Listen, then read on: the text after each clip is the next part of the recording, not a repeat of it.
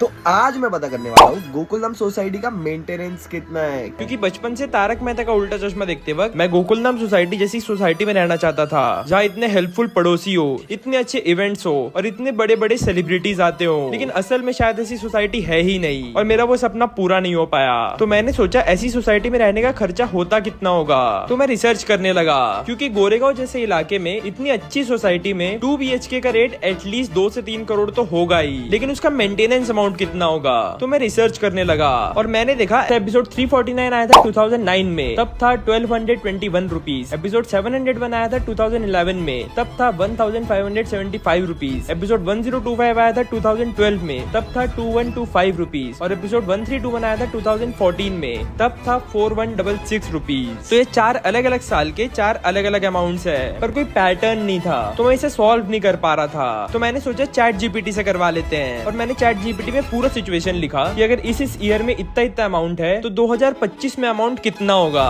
और बहुत सारे कैलकुलेशन, बहुत सारे फॉर्मूला लगाने के बाद फाइनली चैट जीपीटी में आया गोकुलधाम सोसाइटी का मेंटेनेंस अमाउंट 2025 में 13,500 रुपए के अराउंड है। लेकिन थोड़ा और रिसर्च करने के बाद मैंने देखा एपिसोड 3610 में जब जेठालाल भिड़े को चेक का अमाउंट देते रहता है, तब वो अमाउंट सिर्फ 2500 रुपए का रहता है। मतलब दुनिया में कितनी भी महंगाई बढ़ गई हो, गोकुलधाम सोसाइटी का मेंटेनेंस अमाउंट उतने का उतना ही है। तभी तो दुनिया की बेस्ट सोसाइटी है। सब्सक्राइब करके कमेंट कर दो what should I do next.